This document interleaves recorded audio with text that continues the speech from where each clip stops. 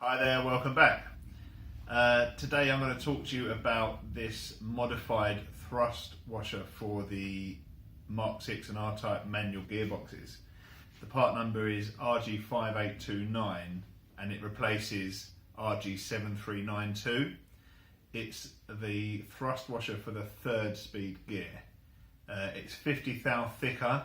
This was a factory mod in the gearboxes after production.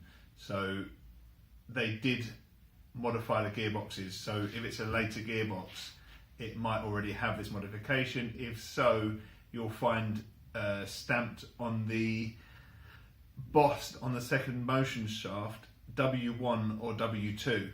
If it's got that stamped on the second motion shaft boss, it's already got the mod, you don't need to do it. But if you're rebuilding a gearbox, you need to replace this. The older one can crack and cause failure.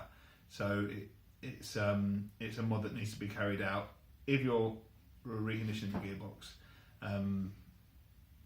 That's all for today.